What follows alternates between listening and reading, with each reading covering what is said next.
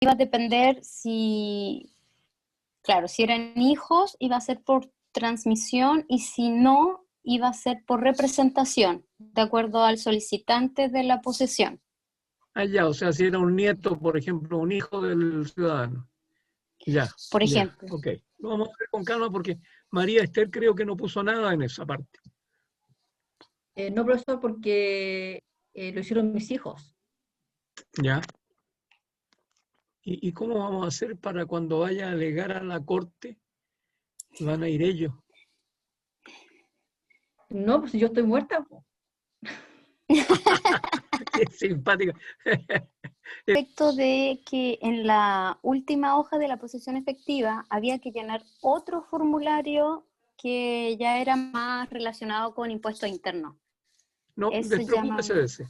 Ah, ya, Despreocúpese de gracias. ese. Sí, no Ya, hay ok. problema. No, eso no es mayor problema. Ya, Ok. entonces vamos a lo nuestro.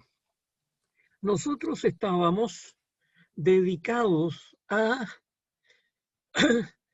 Yo siempre parto de la idea de que ustedes están conscientes de que en este curso nosotros somos herederos, nosotros somos personas que están atentos a que las herencias nos lleguen.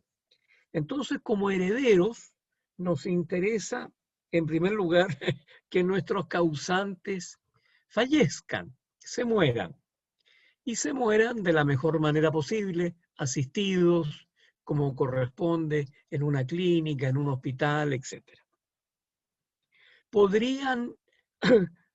¿Podríamos nosotros contratar a un sicario para ayudar a que se mueran? Yo creo que ustedes tienen claro que no, que eso dentro de la legislación chilena está prohibido, porque el que comete o participa en el homicidio del causante incurre en una causal de desheredación. Pero eso lo vamos a ver a continuación. Pero en el fondo a lo que yo voy es que ustedes tengan claro que lo que nosotros estamos haciendo es buscando, ahora que se nos murió el causante, que se produjo la apertura de la sucesión, que se produjo la delación, y que nosotros estamos, este es el instante en que deberíamos aceptar o repudiar. Y aquí entonces deberíamos hacer un cálculo rápido de qué bienes son los que nos van a tocar, ¿cierto? ¿Qué bienes son los que está dejando nuestro causante? Porque, y a su vez, ¿qué pasivo tiene ese causante? Porque en definitiva, las deudas hereditarias forman parte de nuestra obligación, tenemos que pagarlas, y son todas las deudas que trae consigo el propio causante. Entonces, en esas circunstancias, nosotros estamos determinando a través de esto que hemos denominado, no nosotros, sino que la doctrina, los acervos, cuál es la masa de bienes que nosotros tenemos en estas circunstancias. Y partimos entonces hablando del acervo bruto, ¿cierto? Del acervo común, en que estaban todos los bienes que formaban parte, yo diría, del entorno del causante. Porque en el fondo, cuando una persona muere en su casa, uno parte del criterio de decir que todas las cosas que hay en esa casa son del finado, son del causante, son del decuyus. Entonces, en esa circunstancia, van a aparecer la viuda que va a decir, y pensar que yo estoy casada en régimen de sociedad conyugal con Ivancito que se nos acaba de ir. Así que la mitad de todas estas cosas que hay aquí son mías, dice la viuda. Voy a quedar transformada en una viuda rica. Momentito, dicen los otros parientes, sí tenía muchas deudas este niño. Sí, estamos de acuerdo, pero en las más parece que se manejaba con seguro de desgravamen y cosas por el estilo. Bueno, hay que verlos. Entonces tenemos que empezar a separar, hacer esa separación del patrimonio de lo que es de la sociedad conyugal, de lo que son de las sociedades que el finado tiene, de lo que son las cosas que se les habían prestado y que estaban en su poder, etcétera, etcétera. Y con eso vamos a llegar al acervo ilíquido. Ya ahí estamos un poco más imbuidos respecto de cómo se mueve este patrimonio. Ya habremos pasado y nos habremos dado una vuelta cibernética por los bancos preguntando si existen deudas o acreencias contra nuestro causante, si existen a su vez depósitos que estén u otro tipo de inversiones que tenga nuestro causante, y de esa manera vamos conformando este acervo ilíquido. Y al conformar este acervo ilíquido, nos vamos a encontrar con que ahora sí es necesario que de una u otra forma a este acervo ilíquido, que es el conjunto de bienes que pertenecen al causante, al cual todavía no le efectuamos las bajas generales de la herencia que están contempladas en el artículo 959 y que habíamos empezado a ver en nuestra clase anterior. En primer lugar, en las bajas generales están los gastos de la sucesión y partición de bienes. Por consiguiente, entran ahí en ese rubro de los gastos de la sucesión y partición de bienes, las cosas de la publicación del testamento, las inscripciones, los honorarios del partidor, los honorarios de los peritos que participen en la partición, etcétera, etcétera, los honorarios de los albaceas, etcétera. De manera entonces que los costos de la sucesión y de la partición de bienes son, en términos generales, bajas generales de la herencia. Una referencia se menciona en los textos que se considera que son también bajas generales de la herencia todos los gastos de la partición, sean o no judiciales, porque pudiera darse la situación que todos los herederos se pusieran de acuerdo y entre ellos redactaran una escritura de partición en que enumeran los bienes, hacen el inventario de los bienes, los valorizan, dicen qué cantidad le corresponde a cada cual y hacen las hijuelas y de esa manera, ¿cierto? Incluso en esa misma escritura se distribuyen los bienes. Esos gastos de la escritura, ¿cierto?, van a formar parte también de las bajas generales de la herencia. En segundo lugar, están las deudas hereditarias. Y estas deudas hereditarias, nosotros decíamos el otro día, que están comprendidas por todas las obligaciones que el causante tenía en vida, ¿cierto? Las obligaciones con los bancos, con terceros acreedores, etcétera, etcétera. De manera que el aforismo romano viene a ayudarnos a comprender esta idea cuando nos dice, oiga, no hay herencia sino una vez pagadas las deudas hereditarias. Porque en definitiva, si nosotros tenemos que pagar las deudas hereditarias y lo estamos haciendo con el patrimonio del difunto, va a ocurrir que en esa circunstancia, si las deudas hereditarias son superiores al patrimonio del difunto, no va a quedar nada como herencia. Entonces, debemos entender por deudas hereditarias aquellas que tenía en vida el causante. Y es interesante destacar una cosa, que no está de más que la repitamos cada vez que sea necesario. Hay una diferencia fundamental entre el pago de las deudas hereditarias y el de las cargas testamentarias. Fíjense que entre las cargas testamentarias está contemplado el pago de los legados, que son esas asignaciones a título singular que establece el testador, ¿cierto? Dejo el automóvil que aparece en la imagen, ¿cierto?, a Emanuel. Dejo la biblioteca que aparece a mi espalda a Carla Nicole. Dejo el caballo contra todos a Catalina. Dejo el auto Porsche del año 58 a Jennifer. Dejo 100 ovejas de mi aprisco a María Esther. Por consiguiente, esas son cargas testamentarias. Y entonces hay que tener claro que antes que entregar y pagar esos legados, hay que pagar las deudas hereditarias, aquellas que el causante tenía cuando vivía. En cambio, esas hereditarias son justamente las deudas hereditarias. En cambio, nosotros tenemos que decir que las cargas testamentarias, estos legados que yo les he ido enumerando, se pagan de la parte que el testador ha podido disponer libremente.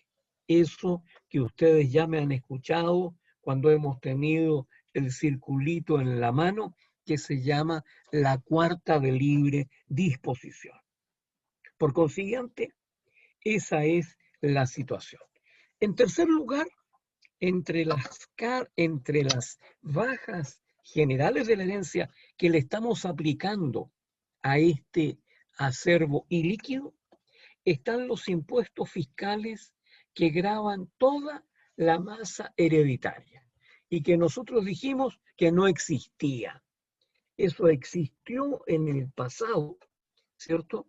Esos impuestos existieron en el pasado, pero fueron finalmente eliminados. Y entonces, en esas circunstancias, hoy día lo que existe es un impuesto que lo aplica la ley de impuesto a las herencias y donaciones sobre la asignación que a cada asignatario le corresponda. De manera entonces que el impuesto hoy día se aplica sobre cada asignación en particular. Y por consiguiente, esa no es una baja general, sino que será un costo de cargo de ese beneficiario. En cuarto lugar, tenemos nosotros como baja general de la herencia las asignaciones alimenticias forzosas. Ustedes saben, y con estos días en que hemos estado en presencia del 10% de las AFP y de cómo han resucitado con fuerza las pretensiones de carácter alimentario que le hacen presente a los alimentantes, nosotros tenemos que considerar que hay alimentos forzosos, esos que la ley establece que le corresponden obligatoriamente a determinadas personas. Y en esas circunstancias, esas asignaciones alimentarias forzosas hay que considerarlas como bajas generales de la herencia, que son aquellas que por ley debía el causante. Pero también existen aquellas que ustedes conocen como asignaciones alimenticias voluntarias. Era muy tradicional en la familia antigua, me imagino que todavía se dan ese tipo de situaciones, que junto con la familia organizada propiamente tal, había siempre algún pariente, alguna tía que vivía en la casa y que uno de niño, mira, la tía está enferma, que yo solía vivir con una leve diferencia con el resto del hogar. Era como allegada. Y efectivamente nunca se sabía si era efectivamente tía. Esas averiguaciones uno las empieza a hacer cuando está ya más adulto, ¿cierto? ¿Por qué le decimos tía a esta señora? ¿De quién es hermana? ¿Es hermana tuya o hermana del papá? No, hermana ninguno de los dos. Entonces no es tía, pues. Ya, bueno, ese tipo de situaciones se solía dar Y en esas circunstancias uno toma clara conciencia de que la familia está ayudando a esa persona y la ayuda de forma permanente, dándole no solamente habitación, alimentación, vestuario, sino el cobijo y el cariño que en un momento determinado se requiere. Probablemente el causante, el testador, tiene conciencia de que ese pariente no es un pariente total, es un pariente de la línea natural, como se decían antes. Este es un guacho, el que no había sido reconocido.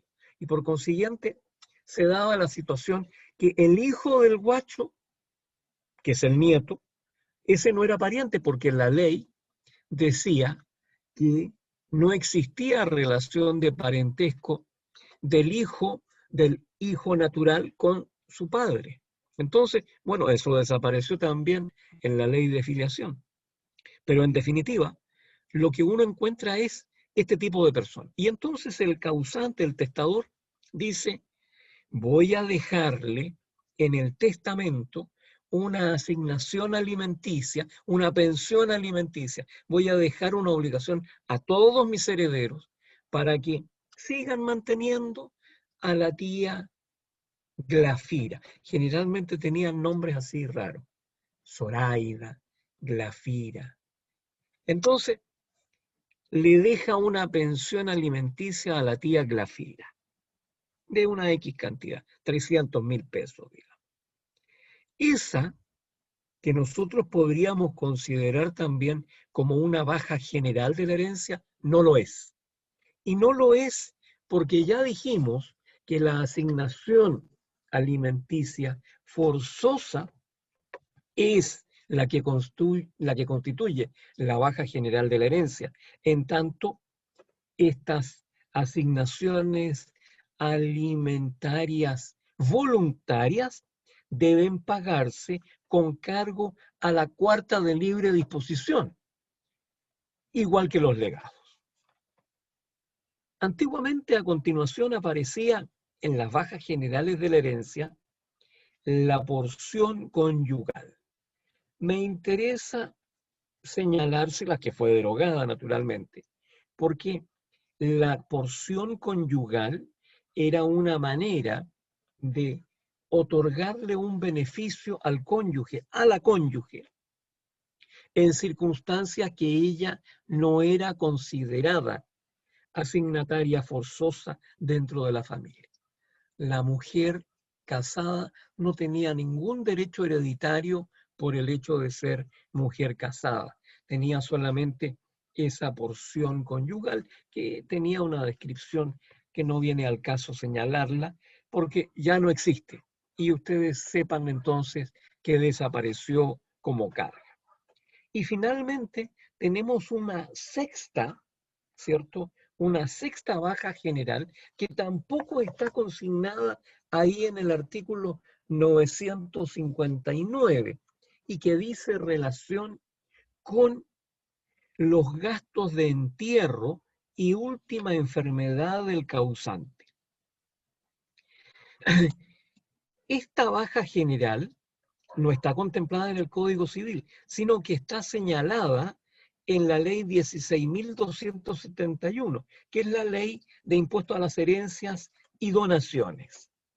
Ahora bien, dije gastos de la última enfermedad del causante y gastos de entierro. Se sostenía por los tratadistas que esta baja general, ¿cierto?, incluso se sostenía que ser tasada por el juez si era estimativamente muy alta, pero a su vez se decía que los gastos de la última enfermedad no debían ser consideradas bajas generales de la herencia, por una razón muy simple, don Emanuel. ¿Sabe cuál es esa? Que es un gasto hereditario. Los gastos de la última enfermedad los está soportando el causante mientras está vivo. Él está sosteniendo sus pagos de hospital, dejó incluso probablemente el cheque en garantía que piden las clínicas. Y en esas circunstancias se decía no es necesario ponerlo de manera adicional. Pero allí está la ley de impuesto a las herencias y donaciones, lo considera de esa forma. Efectuadas las deducciones estudiadas, ¿cierto? Tenemos nosotros ahora que está el acervo partible o el acervo líquido. Efectuadas las deducciones, tenemos el acervo líquido o masa partible. Dice el inciso final de 959. El resto es el acervo líquido de que dispone el testador o la ley. Podemos entonces decir que el acervo líquido o partible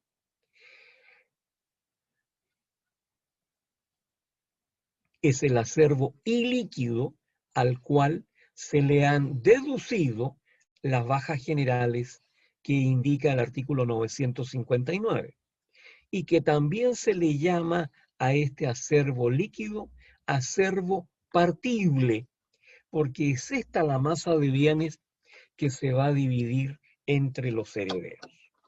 Pero no se quedaba allí esta enumeración, sino que nosotros decíamos, Señor, aquí aparecen dos conceptos más, que son los que están en el artículo 1185 y 1186. ¿Qué dice el 1185? Dice derechamente una cosa que la podemos entender. Dice, para computar las cuartas de que habla el artículo precedente, la cuarta de mejoras y la cuarta de libre disposición, se acumularán imaginariamente al acervo líquido todas las donaciones revocables e irrevocables hechas en razón de legítimas o mejoras, según el estado en que se hayan encontrado las cosas donadas al tiempo de la entrega, pero cuidando de actualizar prudencialmente su valor a la época de la apertura de la sucesión. Las cuartas antedichas se refieren a este acervo imaginario. ¿De qué estamos hablando? Se los digo yo en otras palabras. Nosotros, y eso ustedes ya me lo han escuchado, tenemos normalmente asignatarios forzosos. Esos asignatarios forzosos suelen ser, en primer lugar, los legitimarios. Y los legitimarios son en una familia normal, me ponía yo de ejemplo, el burro por delante, decía yo tengo una cónyuge y tengo 2 hijos. Y esos son mis legitimarios, cónyuge e hijos. Esos deben formar parte de mi sucesión, aunque yo no lo quiera. Obligatoriamente deben estar considerados. Pero agregábamos algo. Durante la vida de la persona, uno no tiene su patrimonio como una cosa así intocada, intocable, sagrada. Uno tiene un patrimonio que es para usarlo, para gozarlo, para cambiar las cosas viejas, poner cosas nuevas, etc. De manera que uno va durante su vida, muchas veces, salvo que tenga el mal de Diógenes, ¿cierto? Uno se va deshaciendo de las cosas viejas, pero con el mal de Diógenes hace lo contrario, las junta, ¿cierto? Y sirve para reportaje de día sábado en la tarde en la televisión. Entonces, en esa circunstancia, uno suele, mientras está vivo, generar algún acto filantrópico, de afecto, de cariño con los hijos. Podría yo decir, por ejemplo, que yo le voy a regalar a mi hija un auto. Y le regalo un auto. Un auto vale hoy día 10 millones de pesos normalmente. Perfecto. Pero yo tenía esos días unos pesos más y no le compré un auto de 10 millones, sino que le compré un Lexus ¿Cuánto está costando un Lexus, don Emanuel? Alrededor de 24, 25 millones. Ya. Entonces, yo le regalo un Lexus. La madre de la criatura, mi cónyuge, no dice nada, entiende que está bien, que hay que hacerle un regalo bueno y que sea sólido, que no ande en una cosa pequeña. Perfecto. Mi hijo no se preocupa porque él no maneja, pero en su agenda anota septiembre de 2020, regalo del auto Lexus a mi hermana, 25 millones de pesos. Se anota nomás, no dice nada más, no reclama, no, nada. Pasan unos años y yo decido comprarle a mi mujer, estamos separados de bienes, pero yo digo, ¿sabes? Vamos a comprarte, tú querías tener un terrenito en Papudo, que era donde veraneabas cuando niña. Mira, venden una cabañita en tales condiciones, la vamos a comprar y la vamos a comprar a nombre tuyo. ¿Te parece? Bueno, ya. Y se compra entonces esa propiedad en, pongamos, 50 millones de pesos. Mi hijo agarra su agenda de nuevo y anota. Compra-venta, casa Papudo para la mamá, 50 millones de pesos. Septiembre de 2025. A todo esto, en 2026 yo me las emplumo para el otro mundo, ¿cierto? Me pongo mi pijama de madera y me voy. Y corresponde entonces que obtengan la posesión efectiva de la herencia, que va a ser testamentaria probablemente. Y en esas circunstancias no hay ningún problema. Yo digo que la mitad legitimaria se repartirá en la forma que la ley señala entre mi cónyuge y mis hijos, que la cuarta de libre disposición será para ellos tres por partes iguales y que la cuarta de mejoras es también para ellos tres por partes iguales. De manera que yo entiendo que con eso no dejo problema. Pero ocurre que mi hijo, que a esa altura del partido ha desempolvado su agenda, dice, mire, aquí de acuerdo a este cálculo, ocurre que a cada uno de nosotros nos tocaría X, y X, y X. Ese es el cálculo que sale considerando como masa partible lo que aquí ha aparecido. Pero hay que considerar que mi hermana recibió un auto Lexus en septiembre del año 2020 por 24 millones de pesos. Y que mi madre recibió una cabaña con el sitio en Papudo por 60 millones de pesos. Por consiguiente, tenemos que acumular imaginariamente al patrimonio que ustedes me están diciendo que hoy día partimos, tenemos que acumular imaginariamente esas cosas que ya no están en el patrimonio de mi padre. Y haciendo ese cálculo, ahora hacemos la distribución. De manera que a mí me tocará tanto, a mi madre le tocará tanto y a mi hermana le tocará tanto, porque vamos a tener que imputar a la cuota que estamos estableciendo lo que ella ya recibió, lo que ella ya recibió. Ese es el primer acervo imaginario. Estamos hablando, en consecuencia, de las donaciones revocables o irrevocables hechas en razón de legítimas o mejoras, según el estado que hayan encontrado las cosas donadas, cuidando de actualizar prudencialmente su valor. Eso es el primer acervo imaginario. Y el segundo acervo imaginario dice relación con ese mismo fenómeno. Vamos a hacer la misma aplicación. Vamos a decir, oiga, nuestro finadito, este último tiempo, cuando ya estaba más viejo y bastante senil, se nos puso califa. Y ocurre que empezó a salir con amiguitas, se iba a bailar, en la noche a las discotecas, a lugares de dudosa reputación. Bueno, eso sería lo de menos, porque ahí se tomaba sus traguitos y se comía sus cosas ricas, pero ocurre que les empezó a hacer regalos cuantiosos a estas bataclanas, dijo mi mujer. Pelanduscas, dijo mi hija. Bueno, a estas tuzonas, dijo mi hijo. Todas expresiones naturalmente muy elegantes para hablar de rameras, de meretrices. Pero la ramera o meretriz resulta que una de ellas tenía obtenido vía donativo del califa Yasemil un departamento en Puerto Velero nada menos.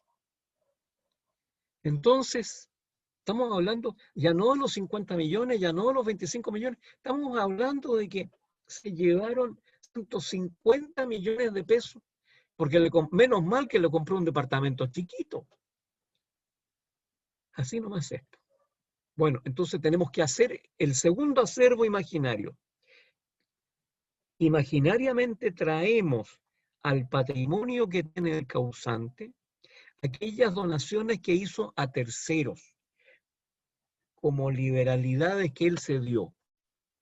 Dice, si el que tenía a la sazón legitimarios hubiera hecho donaciones entre vivos a extraños y el valor de todas ellas juntas excediere a la cuarta parte de la suma formada por este valor y el del acervo imaginario, tendrán derecho los legitimarios para que este exceso se agregue también imaginariamente al acervo para la computación de las legítimas y mejoras. Y el 1187 agrega, si fuere tal el exceso que no solo absorba parte de bienes que el difunto ha podido disponer a su arbitrio, eso que nosotros hemos llamado cuarta de libre disposición, sino que menoscabe las legítimas rigorosas o la cuarta de mejoras, tendrán derecho los legitimarios para la restitución de lo excesivamente donado, procediendo contra los donatarios en un orden inverso al de las fechas de las donaciones, esto es, principiando por las más recientes. Esta es la que nosotros llamamos acción de inoficiosa donación. Yo podría darme estos gustos que les he mencionado a ustedes de esta manera un tanto jocosa. Yo podría darme ese gusto siempre y cuando no superara la cuarta de libre disposición. Pero si yo la supero, ocurre que al así hacerlo, estoy afectando tanto la mitad legitimaria como la cuarta de mejoras, que obligatoriamente yo tengo que asignarle a mis herederos o asignatarios forzosos. Entonces, el objeto de estos acervos es amparar el derecho de los asignatarios forzosos, de los herederos forzosos, o lo que es lo mismo, defender la mitad legitimaria y la cuarta de mejoras de las donaciones que en vida haya hecho el causante. El primer acervo imaginario tiene por objeto amparar a los legitimarios frente a donaciones hechas a otros legitimarios. Y el segundo, defenderlos de donaciones hechas a terceros. Por consiguiente, esa es la situación que nosotros referimos a propósito de estos acervos imaginarios, que después ustedes lo van a ver en los textos, salen incluso con toda una serie de cálculos que nunca fueron del agrado de este profesor como alumno, ni tampoco voy a hacérselos y someterlos a ustedes a ese tipo de cálculos, porque ustedes ya a esa altura del partido, cuando estén haciendo esas particiones, tendrán a su lado contadores, auditores u otros técnicos que cumplan esa tarea con ustedes. Nos vamos entonces a lo que sigue dentro de este orden que nos plantea el curso de Derecho Sucesorio y que dice relación con la sucesión intestada. Si se sucede en virtud de un testamento, la sucesión se llama testamentaria. Si se sucede en virtud de la ley, la sucesión se llama intestada o ad intestato. La sucesión intestada es la transmisión que hace la ley de los bienes, derechos y obligaciones transmisibles de una persona difunta. A falta de testamento, la ley designa a los herederos del difunto, interpretando una voluntad que no llegó a manifestarse. Las reglas de la sucesión intestada constituyen aquello que se denomina el testamento tácito o presunto del causante. Estas normas legales son supletorias de la voluntad del causante. Su voluntad expresa, dada en el testamento, prevalece en ese caso. ¿Quiénes son las personas llamadas a suceder? La ley llama a suceder, por regla general, a las personas ligadas con el causante por lazos de parentesco. Se incluye allí al adoptado. La ley no toma en consideración para regular la sucesión intestada ni el origen de los bienes, ni el sexo, ni la edad de los sucesores.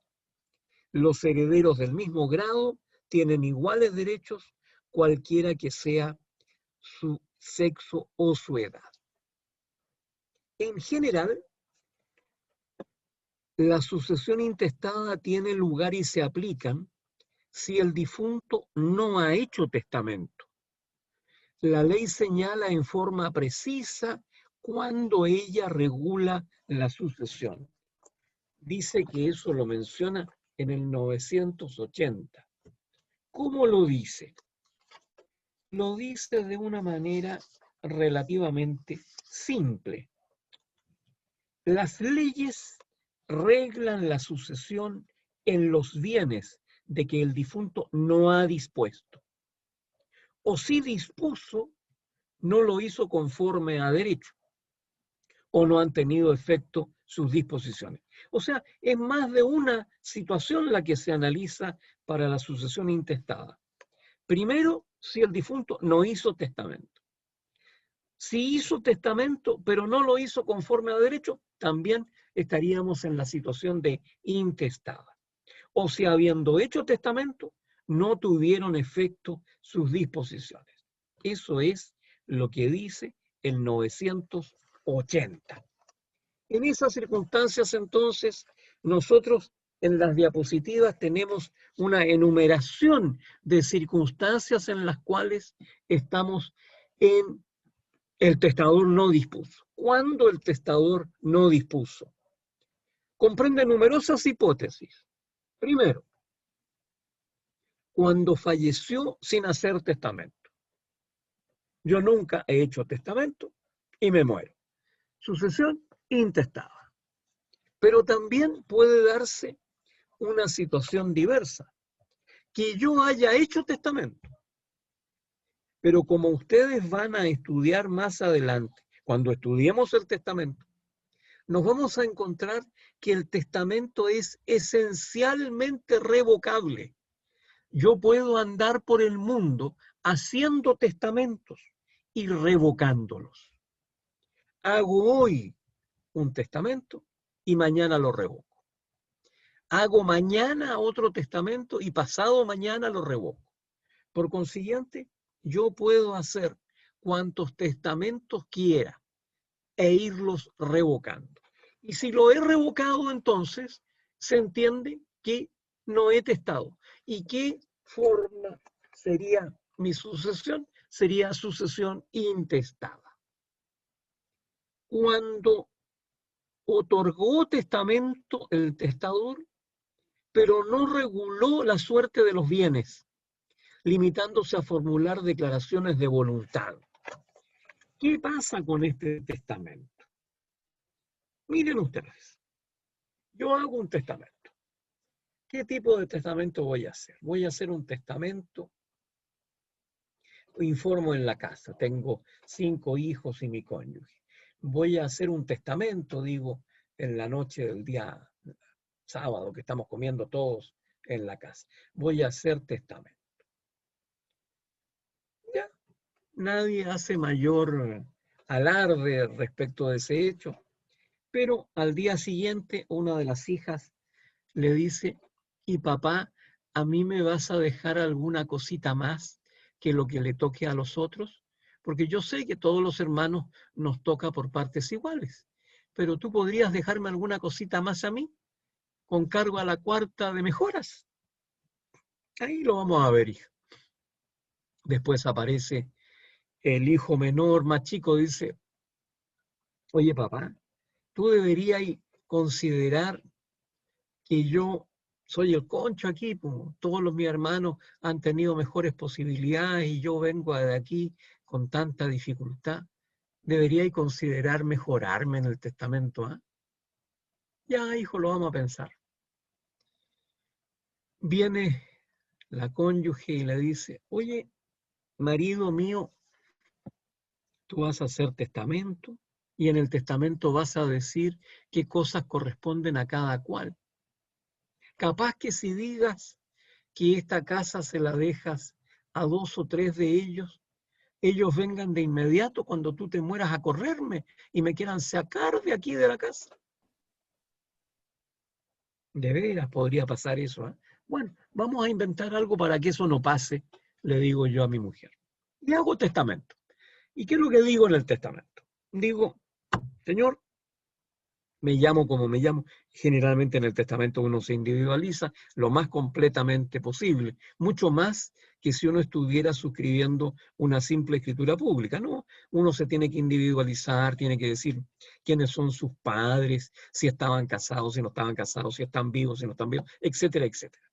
Tiene que decir cuántas veces se ha casado uno, ¿cierto? Porque puede que uno tenga primeras, segundas nupcias y que la primera mujer esté viva, etcétera, etcétera. Entonces, en esa circunstancia, uno hace toda esa descripción personal. Luego uno suele hacer en el testamento una enumeración o descripción o inventario, como ustedes ya lo vieron, que aparece en el formulario de la posesión efectiva, ¿cierto? Entonces uno va poniendo los roles de la propiedad, la calle en que están ubicados, va poniendo todo ese tipo de detalles. Y entonces eso hago yo una enumeración de mis bienes en el correspondiente testamento. ¿Qué más digo? Digo que yo me casé, que estoy actualmente casado con doña fulana de tal, que está viva, que ese matrimonio se celebró en tal fecha, se inscribió en el registro, en la circunscripción de tal parte, etcétera, etcétera, y que de ese matrimonio han nacido tales y cuales hijos, y menciono a todos y cada uno de los hijos con los datos que corresponden no solamente a su nacimiento, sino también a su rol único nacional, etcétera, etcétera. Y en la cláusula en que ya tengo que empezar a distribuir bienes, digo algo de manera bien simple. Digo, es mi voluntad que mis bienes se repartan entre mis hijos y mi cónyuge en la forma que la ley señala. Con lo cual, he hecho un testamento para aplicar la ley, porque ese testamento sería, ¿cierto?, un testamento que prácticamente no asigna nada a nadie y genera entonces una sucesión intestada. ¿Y qué más puedo hacer en ese testamento? Yo en el testamento puedo, por ejemplo, ordenar que designo partidor de los bienes de mi herencia al abogado don Gonzalo Javier Enríquez Encamilla, y que a falta de él es mi voluntad que sea don fulano de tal. Designo albacea de mis bienes a don Perico de los Palotes. Vale decir, he hecho toda una serie, incluso podría asignar algunos bienes, podría dejar algún legado por ahí, ¿cierto? Que va a ser obligación de cumplirlo por parte de los herederos. Pero estoy en una situación en que estamos hablando de que el testador no dispuso. También se entiende que el testador no dispuso cuando instituyó herederos de cuotas que no completan la unidad. La cuota que falta va a corresponder a los herederos a intestato. Yo digo que una cuarta parte de mi herencia es para Sebastián, otra cuarta parte de mi herencia para Hernán, otra cuarta parte de mi herencia para Patricia. Y no digo nada más. He repartido 3/4. Y el otro cuarto no dije nada. ¿Para quién es? Para los herederos a intestato. Por consiguiente, allí estoy también yo en una situación en que tiene lugar la sucesión intestada. También cuando el testamento hace solamente asignaciones a título singular, la determinación de los herederos va a tener que hacerse de la forma que está regulada para la sucesión intestada. También cuando el testador instituyó un usufructo. ¿Recuerdan ustedes ese derecho real de usufructo en que yo tenía una cosa, supongamos que una casa, y yo le entregaba en usufructo a don Iván el uso y goce del inmueble por 2 años? Y a continuación, el uso y goce del inmueble por otros 2 años a Catalina Guerrero. Por consiguiente, yo estoy disponiendo para después de mi muerte que ustedes, los indicados, tengan derecho a usar, se transformen en usufructuarios de ese inmueble. Pero yo no dije a quién le estaba entregando por la herencia la nuda propiedad. Porque claro, si yo soy el que constituye el usufructo, Iván que lo use Catalina. ¿Y quién es el dueño de la propiedad? Usted me van a decir, claro, yo soy el dueño.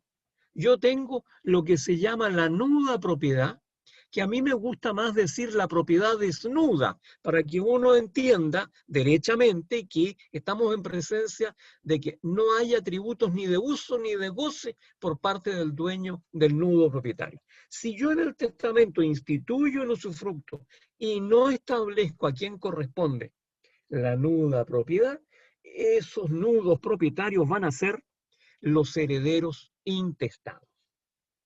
¿Cuándo tiene lugar la sucesión intestada? Otro caso más, cuando se constituye en el testamento un fideicomiso y no se designa o falta el fiduciario antes del cumplimiento de la condición. El fiduciario va a tener que ser designado por las reglas de la sucesión ab intestato. Pero esa es la situación de no disponer, bien digo. Pero también tenemos el caso de que el testador dispone, pero no lo hace conforme a derecho. Y en ese caso, el testador hace disposición de sus bienes, ¿cierto? Pero el testamento resulta que es nulo por defectos de forma o de fondo. También se produce la sucesión intestada cuando es nula alguna de las cláusulas del testamento, porque por contener, por ejemplo, disposiciones a favor de un incapaz. ¿Cuándo tiene lugar la sucesión intestada? Si el testamento es parcialmente nulo, deberá verse si procede la sustitución o el acrecimiento entre los llamados a un mismo objeto. Ya vamos a ver más adelante en qué consisten estas instituciones. Una la llamamos sustitución, que es como ustedes se imaginarán. Yo designo a Pedro y como sustituto de Pedro, si este no está, a Juan. Pero también existe lo que se llama el acrecimiento, en que si yo doy para Pedro y Juan y no está Pedro, hay que preguntarse si tiene derecho Juan a acrecer, a que le crezca la cuota que él tenía. Pues bien, en esas circunstancias nosotros estamos verificando que puede darse un testamento parcialmente nulo. Cuando el testamento viola las asignaciones forzosas y es impugnado mediante la acción de reforma. ¿De qué estamos hablando aquí? Estamos hablando de que nuestro testador es el mismo que hablé yo recién, que le andaba regalando departamentos a las Bataclanas en Serena Golf. Entonces, ocurre que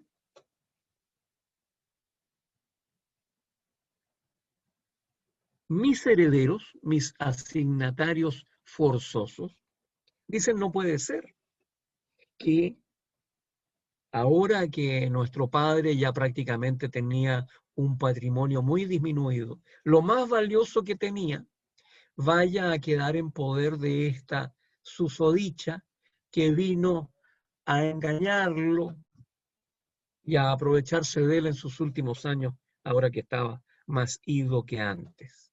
Entonces, ¿qué es lo que hacemos? Intentemos una acción de reforma del testamento. ¿Por qué? El causante lo que hizo fue hacer un testamento y dejarle el departamento del Serena Golf a esta señorita. Acción de reforma del testamento intentada por mis herederos, por mis hijos y mi mujer. Ellos entonces van a intentar esta acción de reforma del testamento, que en el momento en que ella sea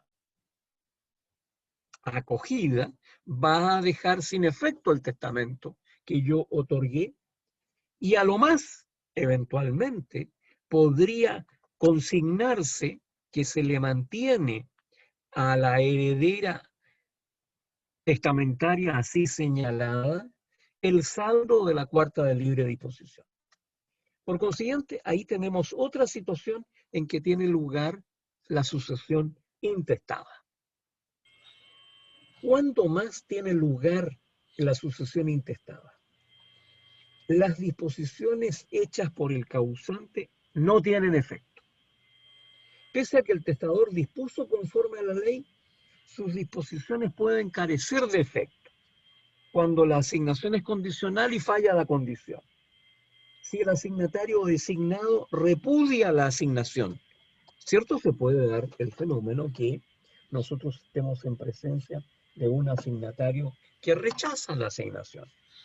También, si se otorga un testamento privilegiado y este caduca por alguna causa legal. Todas esas son situaciones en las cuales nosotros estamos en presencia de que el testador no ha dispuesto, o si dispuso, dispuso mal, o quedaron sin efecto sus disposiciones. Y en consecuencia va a operar la sucesión intestada.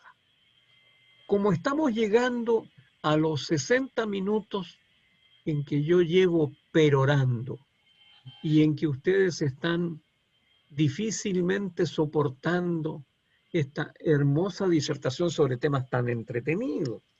Lo único entretenido fueron aquí las Bataclanas. En esa circunstancia, la Catalina se ríe sola.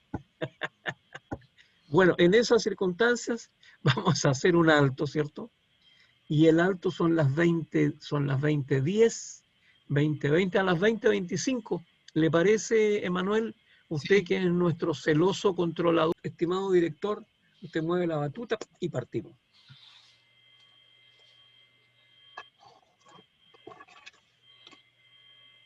Pasamos a otra institución que se llama derecho de representación. Nosotros decimos primero que se puede suceder ab intestato de dos maneras, por derecho personal o por derecho de representación. Eso lo dice el 984. Se sucede ab intestato ya por derecho personal, ya por derecho de representación. La representación es una ficción legal. Es una ficción legal, se nos dice, ¿cierto? En que se supone que una persona tiene el lugar y por consiguiente el grado de parentesco y los derechos hereditarios que tendría su padre o madre si este o esta no quisiese o no pudiese suceder. Se puede representar a un padre o madre que si hubiese querido o podido suceder, habría sucedido por derecho de representación. Entonces, nos dicen, señor, usted puede heredar a un intestato personalmente. Venga para acá, usted es el heredero. Pero también se nos dice que suceder por derecho personal significa hacerlo a nombre propio, directamente, como consecuencia de la situación que realmente se ocupa dentro de la familia del difunto. Suceder por representación significa acceder en lugar de otra persona, ocupando su sitio, sustituyéndola en virtud de la autorización de la ley. Vamos poniendo ejemplos. Una persona fallece dejando un hijo y un nieto, cuyo padre ha muerto con anterioridad. Ambos son descendientes, pero de distinto grado. Y la regla es que los de grado más próximo excluyen a los de grado más remoto. Por consiguiente, el hijo excluiría al nieto. Para que el nieto acceda a la herencia, se le debe otorgar el lugar de su padre. Decíamos recién que es una ficción el concepto de representación, porque se supone el hecho irreal de que una persona ocupa un lugar y tiene un grado de parentesco que en verdad no le corresponde. La definición es redundante porque el lugar se confunde con el grado y los derechos son consecuencia del grado de parentesco. Tiene lugar la representación si el padre o la madre no pueden o no quieren suceder, de donde fluye que se puede representar a una persona viva. Personas que intervienen en la representación. El primero, que no nos falta nunca, el causante.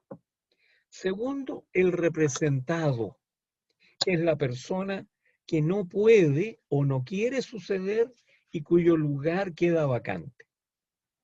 Y tercero, el representante, o sea, el descendiente del representado que ocupa el lugar de éste para suceder al causante.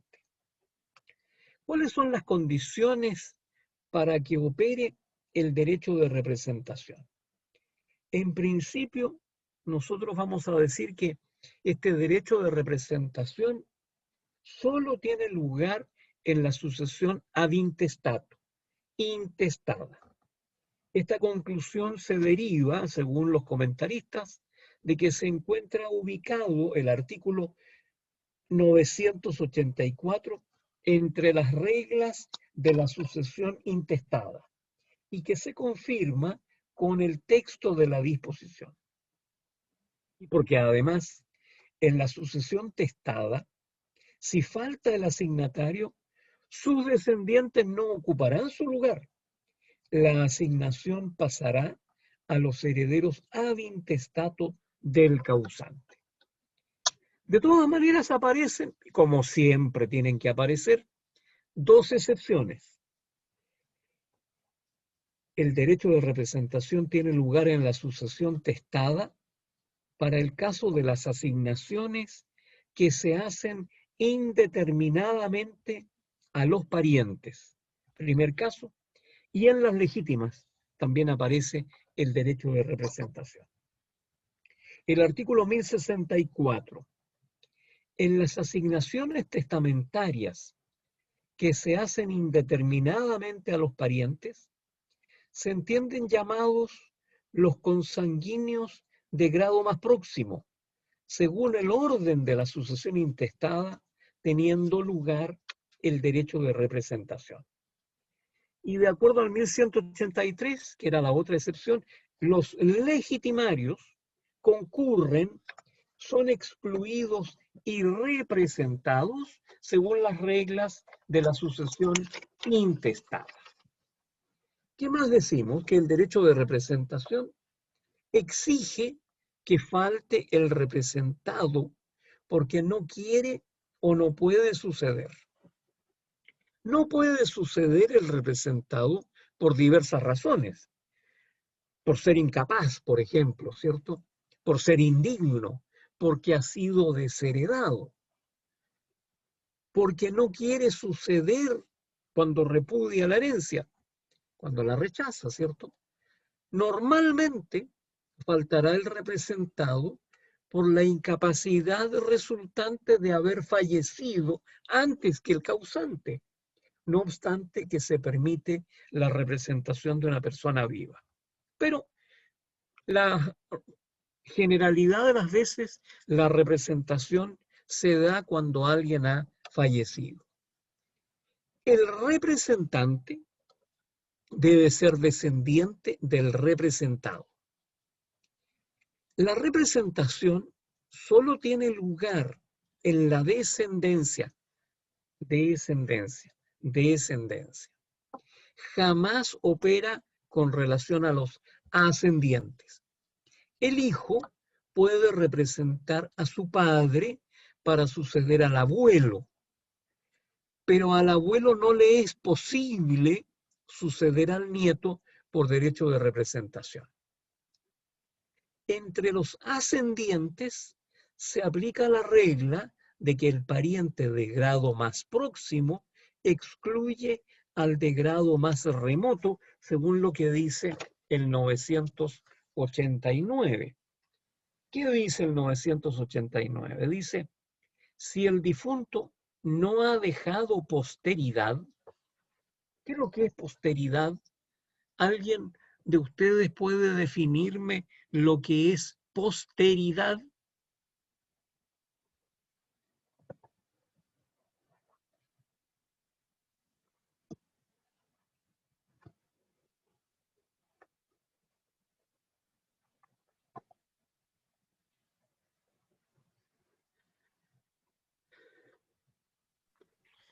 Profesor, ¿es el tiempo que viene después de la fecha determinada? Si el difunto no ha dejado posteridad. Ya, yo la hice a propósito porque no es posterioridad. Por eso tengo en mi mano el diccionario de la Real Academia Española de la Lengua. Dice posteridad, del latín posteritas. Conjunto de personas que vivirá después de cierto momento o de cierta persona. Conjunto de personas que vivirá después de cierto momento o de cierta persona. Segunda acepción, fama póstuma, la posteridad. Tercera acepción, tiempo futuro. Por consiguiente, nosotros nos quedamos con la primera acepción y será entonces la persona o conjunto de personas que vivirá después de cierto momento o de cierta persona. ¿Qué más dice el artículo? Si el difunto no ha dejado posteridad, le sucederán el cónyuge sobreviviente y o el conviviente civil. Usted no tiene eso en su código, Catalina. Si usted está leyendo el código en el artículo 989, su código no dice eso que yo acabo de decir. Si el difunto no ha dejado posteridad, le sucederán el cónyuge sobreviviente y o el conviviente civil sobreviviente y sus ascendientes de grado más próximo. ¿Cierto? Su código no dice conviviente civil sobreviviente. Terrible. Yo creo que el de don Sebastián Millado tampoco dice eso. No dice eso. Mueve la cabeza. agitándola de un lado a otro diciendo sí. Bueno, entonces, justamente esta modificación es del año 2015 recién, cuando se dicta la ley sobre el acuerdo de unión civil y se establece entonces este contrato entre dos personas basados en lo que es su afecto para regularlo jurídicamente.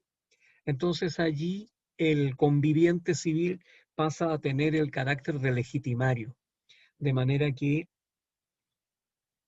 cada vez que ustedes se encuentren con que en este tipo de materias aparece el cónyuge sobreviviente, uno tiene que agregarse mentalmente y o el conviviente civil sobreviviente. Entonces, si el difunto no ha dejado posteridad, le sucederán el cónyuge sobreviviente y o conviviente civil sobreviviente y sus ascendientes de grado más próximo. Luego dice cómo se va a distribuir la herencia, porque este es el segundo orden de sucesión. Entonces, en esas circunstancias estamos nosotros diciendo que opera respecto de la descendencia y no en la ascendencia. El hijo puede representar a su padre para suceder al abuelo, pero a este no le es posible suceder al nieto por derecho de representación. Entre los ascendientes se aplica la regla de que el pariente de grado más próximo excluye al de grado más remoto. Y la representación tiene lugar en la descendencia hasta el infinito, ¿cierto? Ustedes ya saben cómo se llama el hijo del tataranieto, ¿cierto?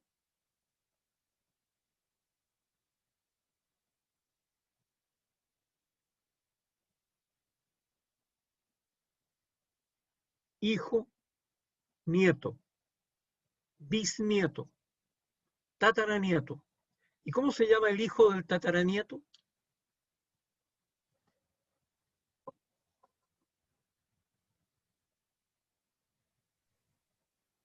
María Esther, usted sabe. No sabe. Se llama chosno. ¿Quién dijo qué cosa? Chosno. El chosno. Ese es el hijo del tataranieto. Entonces, estamos nosotros hablando que esta representación tiene lugar en la descendencia hasta el infinito. Debe haber parentesco entre el representado y el causante.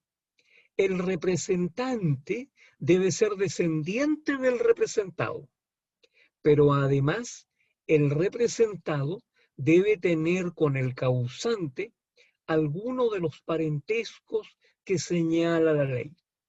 El representado debe ser, respecto del causante, descendiente o hermano. Ejemplo, Pedro deja un hijo, Juan, y dos nietos, Alfonso y Diego, hijos de Juan, quien muere antes que Pedro. Segunda situación, Pedro deja dos hermanos, Claudio y Ernesto, y dos sobrinos, Miguel y Francisco, hijos de Ernesto, quien fallece antes que el causante. El representante, entonces, nosotros decimos que debe ser capaz y digno de suceder al causante. El representante va a ocupar el lugar del representado, pero quien realmente sucede es el representante. Por esto, se debe ser personalmente hábil para recoger la asignación. Para suceder por representación es necesario ser capaz y digno, como si se sucediera por derecho personal al causante. El representante sucede directamente al causante. Los derechos que el representante adquiere son los que le habrían correspondido al representado, pero no sucede por su intermedio.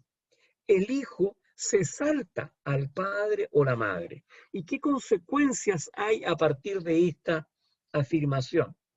Que el representante puede repudiar la herencia de su representado y no obstante representarle.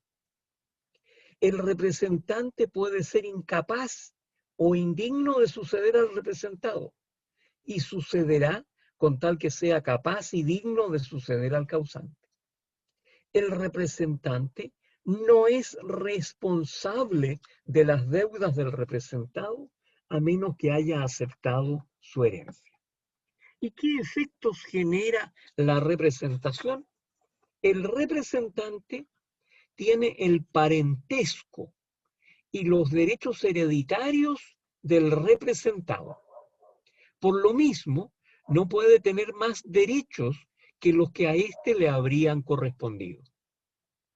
Quienes suceden por representación heredan por estirpes o troncos, o sea, cualquiera que sea el número de los representantes, tocarán entre todos la porción que hubiera correspondido al representante.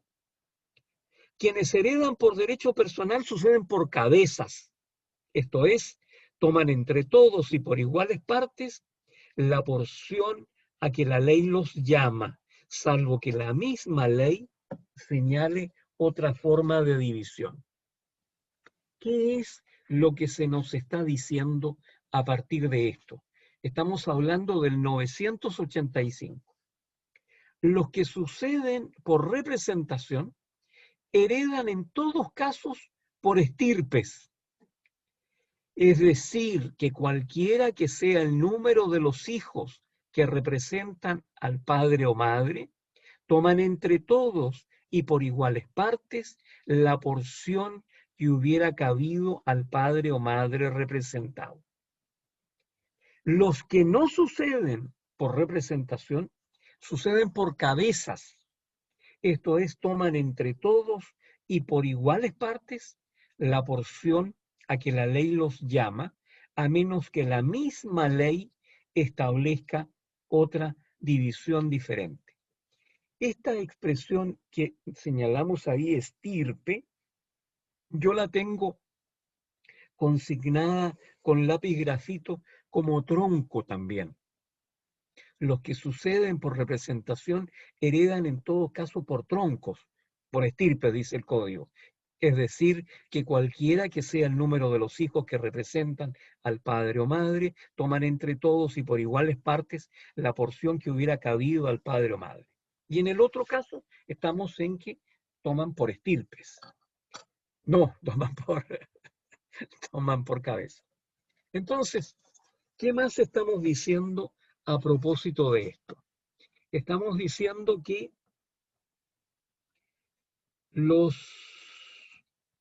el representante tiene el parentesco y los derechos hereditarios del representado. Por lo mismo, no puede tener más derechos que lo que a éste le habrían correspondido. Y agregábamos, quienes suceden por representación heredan por estirpes o troncos.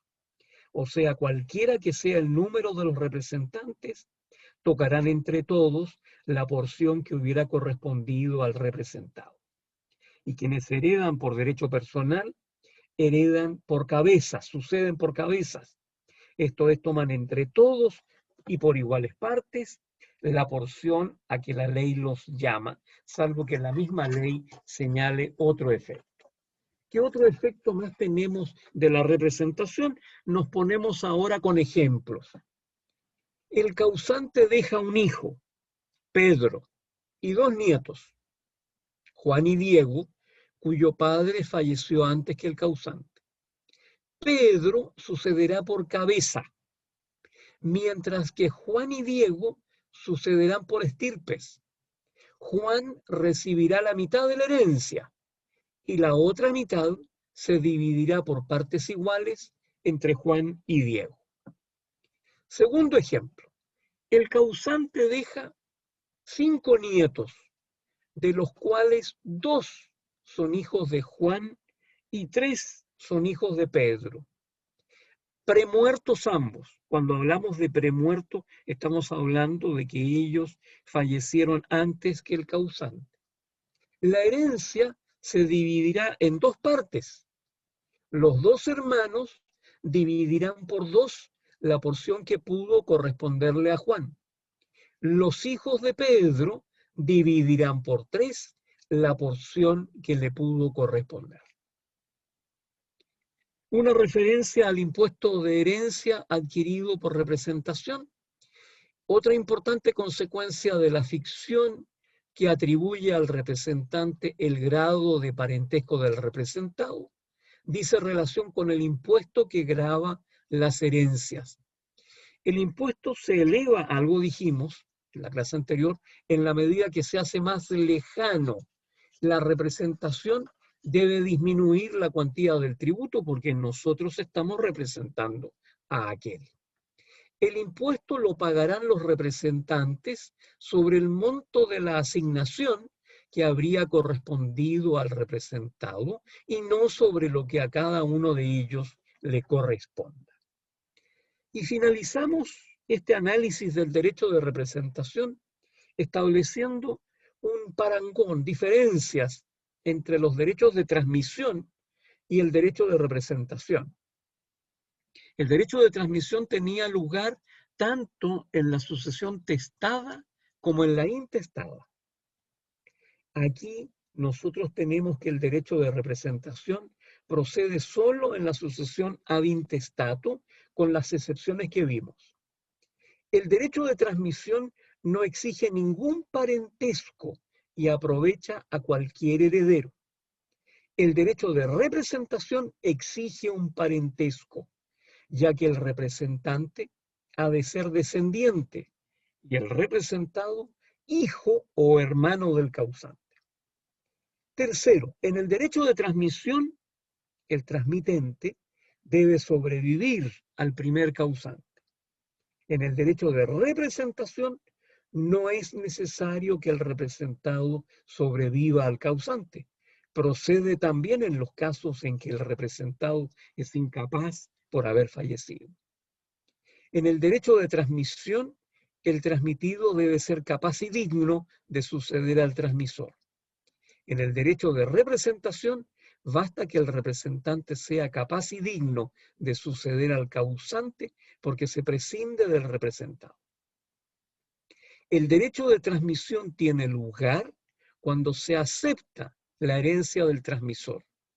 En el derecho de representación, no es necesario que se acepte la herencia del representado porque se puede representar al ascendiente cuya herencia se ha repudiado. Y nos quedan 2 diferencias.